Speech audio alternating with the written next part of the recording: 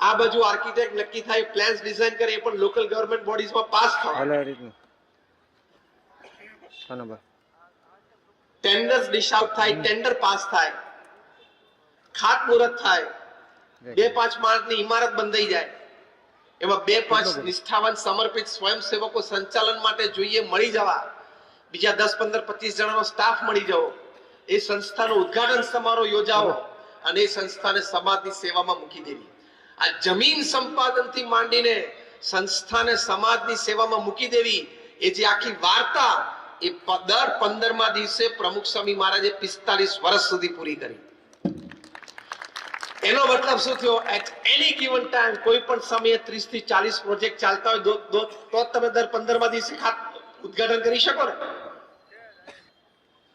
ભગીરથ કાર્ય કહેવાય.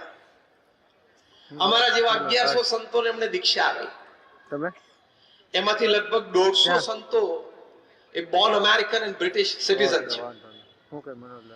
એમાંથી લગભગ 50 સંતો ખૂબ સારી યુનિવર્સિટીઝ અમેરિકા અને ઇંગ્લેન્ડમાં ભણેલા છે.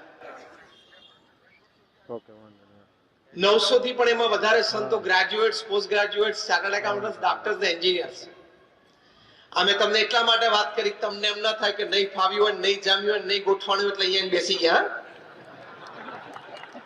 બધું જામેલું ગોઠવાયેલું જ હતું. પ્રમુખ સ્વામી મહારાજનું અતિ પવિત્ર જીવન, સમાજ માટે નિસ્વાર્થ સેવા અને ભગવાન પ્રત્યેની શ્રદ્ધા ભક્તિ, આ 3 જોઈને અમે લોકો અહીંયા આવ્યા છીએ.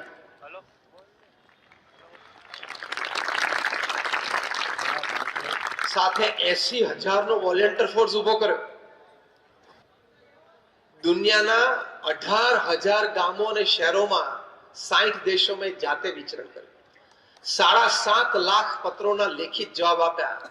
એટલે કે રોજના 50 કરતા પણ વધારે પત્રોના એમણે લેખિત જવાબ આપ્યા. અને 3.5 લાખ ઘર, ઓફિસ, ફેક્ટરી કે દુકાનમાં પધરામણી કરી. આ બધા જે તમે આંકડા સાંભળ્યા ને, આ બધા જ આંકડા એમના જીવનમાં 51 વર્ષની ઉંમરના પછીના છે, યુવાનીના નથી. From his age of 51 to 95, 51 વર્ષની ઉંમરે બહુધા રિટાયરમેન્ટ વિચારો શરૂ થઈ જાય. જ્યારે દુનિયા રિટાયરમેન્ટનો વિચાર 51 વર્ષે, ત્યારે પ્રમુખ સ્વામી મહારાજે પોતાની કારકિર્દી ચાલુ કરી અને પછી આ સર્જન એમણે કરી. આ વાત આપણે એટલા માટે કરી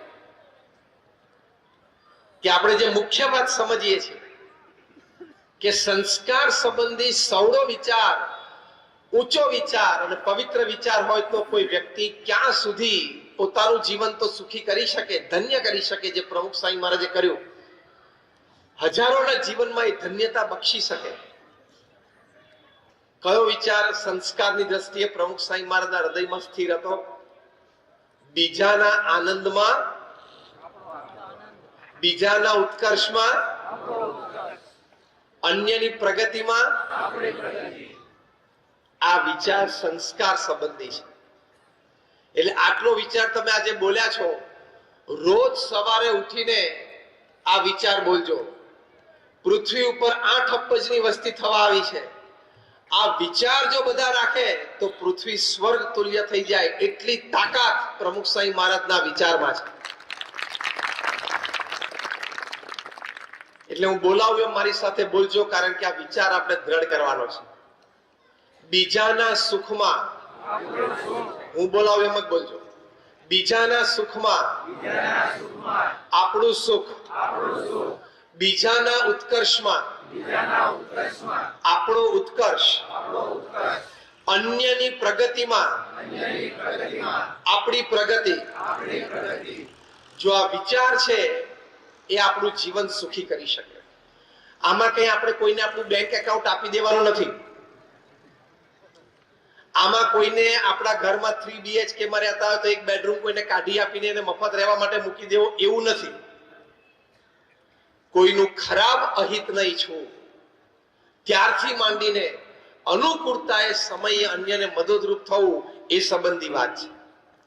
પ્રમુખ સ્વામી મહારાજને એક પ્રસંગે કોઈએ પૂછ્યું કે કયો વિચાર તમારા મનમાં હંમેશા રહે છે? એમણે કહ્યું કે જે વિચાર મને ક્યારેય નથી આવ્યો, હું કહું, that was more interesting. પ્રમુખ સ્વામી મહારાજ બોલ્યા, કોઈનું પણ અહિત થાય એવો વિચાર મને જીવનમાં ક્યારેય નથી આવ્યો. આ સંસ્કાર કહેવાય. અને આમે કદાચ આપણે કોઈનું અહિત ઈચ્છીએ તો આપણું ઈચ્છવાથી તો થવાનું નથી એનું. હા કે ના? કોઈના પ્રત્યે ઈર્ષ્યા રાખીએ તો એનું અહિત થવાનું છે? નથી થવાનું. તો આપણે શું કામ એવા એટીટ્યુડ થી જીવવું? આપણે એટીટ્યુડ થી ના જીવીએ. એની મહેનતનું, એના નસીબનું અને એની ઉપર થઈ જે ભગવાનની કૃપા એનું એ ફળ ભોગવે છે. મારા નસીબનું, મારી મહેનતનું અને મારી ઉપર ભગવાનની કૃપા અને પ્રારબ્ધ એનું હું ભોગવું છું. He is he, I am I. That is the attitude. Simple. તો કોઈ ઈર્ષા ભાવ નથી, કોઈના પ્રત્યે કોઈ અહિતની ભાવના નથી. આને સંસ્કાર કહેવાય. તો વ્યક્તિનું જીવન સુખી થાય. તો આવા ઉચ્ચ વિચારો આવા મહાપુરુષો પાસેથી શીખવાના. એમાંથી આપણા વર્તન અને અભિગમ ઘડાય. જે આપણે પરિસ્થિતિ અને સંજોગોની વાત કરતા હતા. પ્રમુખ સ્વામી મહારાજ એક વખત ત્યાં અમેરિકામાં ન્યુયોર્કમાં હતા. એમની બેઠક માટે અને મુલાકાત માટેની રૂમ બહુ નાની હતી. એટલે 10 બાય 10 જેવી રૂમ હતી. એટલે કોઈએ કહ્યું કે સ્વામી રૂમ બહુ નાની છે. પ્રમુખ સ્વામી મહારાજ સ્પોન્ટેનિયસલી બોલ્યા કે નાની રૂમ સારી, પાવર ઓછો બળે. એક જ અઠવાડિયા પછી પ્રમુખ સ્વામી મહારાજનું વિચરણ હતું કેનેડામાં. ત્યાં આ બાંધકામ લેટેસ્ટ થયેલું એટલે સ્પેશિયસ રૂમ હતી. એટલે વધારે લોકોને મુલાકાત માટે બેસી શકાય. એટલે પેલી વ્યક્તિએ કીધું સ્વામી આવી મોટી રૂમ સારી. પ્રમુખ સ્વામી મહારાજ કે આ મોટી રૂમ સારી, વધારે લોકો આવીને બેસી શકે. નાની રૂમ પણ સારી, પાવર ઓછો બળે. મોટી રૂમ પણ સારી, વધારે લોકો બેસી શકે. સકારાત્મકતા સંજોગોમાં એનાથી જીવન સુખી થાય છે, વ્યવસ્થાથી નહીં. કોઈ પણ સંજોગો અને પરિસ્થિતિમાં સકારાત્મકતા જોઈએ. If there are 10 reasons you want to curse something, there are 10 reasons you can bless. કોઈ પણ સંજોગ અને પરિસ્થિતિને ગાળ દેવી હોય તો 10 કારણો છે. અને એ પરિસ્થિતિમાંથી શીખી લેવું હોય તો પણ 10 કારણો છે. Choice is yours. Make a wisdom-filled choice. પસંદગી આપણી છે, પણ શાણપણા રૂપ પસંદગી હંમેશા જીવનમાં કરવી. તો કોઈ પણ સંજોગો, કોઈ પણ પરિસ્થિતિમાં સકારાત્મકતા. એટલે મોડર્ન મેનેજમેન્ટની દ્રષ્ટિએ એક વાત શીખવાડવામાં આવે છે કે પ્રોસ્પેરિટી થિંકિંગ હંમેશા રાખવું, પોવર્ટી થિંકિંગ ના રાખવું. એટલે સમૃદ્ધતા વિચારવી પણ ગરીબાઈ ન વિચારવી. એટલે શું? સમૃદ્ધતા વિચાર એટલે આ વાત બનશે, આ પ્રશ્નનું સમાધાન આવશે, અત્યારે આ સંજોગો પરિસ્થિતિ પ્રતિકૂળ છે પણ કાલ સવારે સુધરશે. એ જે આશા, એ જે ઓપ્ટિમિઝમ એટલે કે સકારાત્મકતા, એને પ્રોસ્પેરિટી થિંકિંગ કહેવાય. માણસ એનાથી સુખી બને છે, જીવન એનાથી સુખી થાય છે. અને પોવર્ટી થિંકરો એ શું વિચારે? લે મરી ગયા, હવે શું થશે, કઈ મજા નથી આવતી, અંધારું દેખાય છે, કોઈ મને મદદ કરનાર નથી. આવા નબળા વિચારો કરે. કોઈ મદદ કરનાર ના હોય ને કશું જ ના હોય, ખિસ્સામાં એક પૈસો પણ ના હોય, એટલે બેંકમાં તો ના જ હોય, ખિસ્સામાં ના હોય, અને ઘરમાં એક અનાજનો દાણો ના હોય, તો એ સકારાત્મક વિચાર કરવાનો આપણો જન્મસિદ્ધ અધિકાર છે.